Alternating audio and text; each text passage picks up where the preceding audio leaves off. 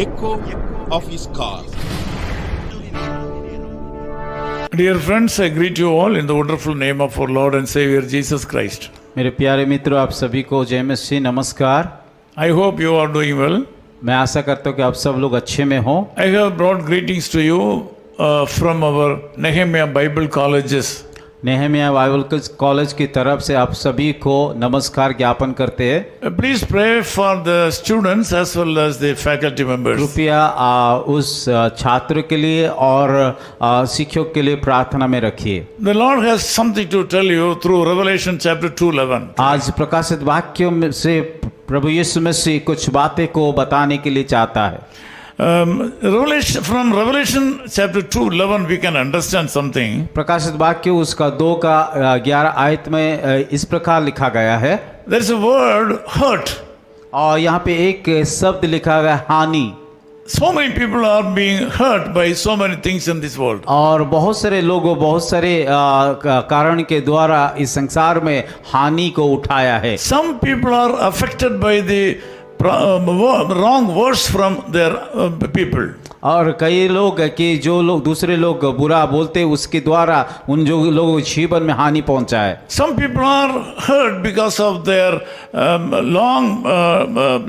long time diseases. और कई लोग उनकी बहुत सारे दिन का बीमार के कारण उन लोगों के जीवन में हानि पहुंचा है। This morning God says to you, आज का सुबह यीशु मसीह आपको ये बातें कहता as far है as you are concerned, और आपके बारे में जो एक बातें you will बताता not है। be hurt in any way.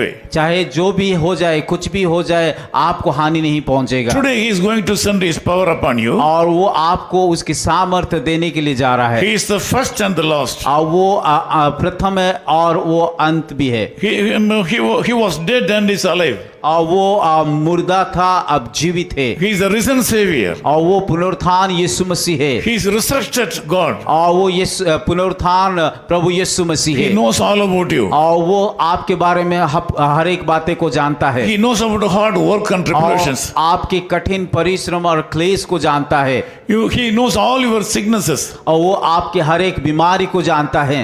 This morning God wants you to know that you should not fear about none of these things. और ये सारे बातों को लेकर के यीशु मसीह चाहता है कि आप ना डरे। Verse 10 we can understand that all these troubles and tribulations will be only for 10 days. और उसी दूसरी अध्याय का 10 आयत में इस प्रकार लिखा है, ये सारे क्लेश के लिए आप डरना नहीं है, 10 दिन के लिए तो आपके लिए क्लेश रहेगा। It means all your tribulations and problems will be with you only for a short period. और इसका अर्थ ये है ये आप लोगों के लिए कुछ ही दिन के लिए क्लेश रहेगा। You will not be suffering for a long time. और ये क्लेश हमेशा के लिए नहीं रहेगी। These problems will be over within few days. और ये दुख कुछ दिनों के बाद खत्म हो जाएगा। But you have to be faithful unto the end. परंतु यीशु मसीह चाहता है कि अंतिम दिनों तक विश्वास योग्य रहे। God says a great reward is waiting for you. परमेश्वर इस प्रकार कहता है एक महान बड़ा पुरस्कार आप लोग के लिए रखा गया है। First Peter chapter 5:6 says like this. और पहला पत्रुस का 5 का 6 में इस प्रकार लिखा गया है, Humble yourselves under the mighty hand of God. परमेश्वर की बलवंत हाथों में नीचे दीनता से रहो, He will exalt you in due time. जिससे वो तुम्हें उचित समय पर बढ़ाए। God says that He will give you crown of life. और यीशु मसीह इस प्रकार भी कहता है वो आपको जीवन का मुकुट देंगे। This day God has a special plan about you. आज का दिन यीशु मसीह एक खास योजना आप लोग के जीवन में रखा है। He can do anything in your life today. वो आपके जीवन में कोई भी कुछ भी कर सकता He है। will not let you down. और वो कभी भी आपको लज्जित होने के लिए नहीं He देंगे। will not be let down.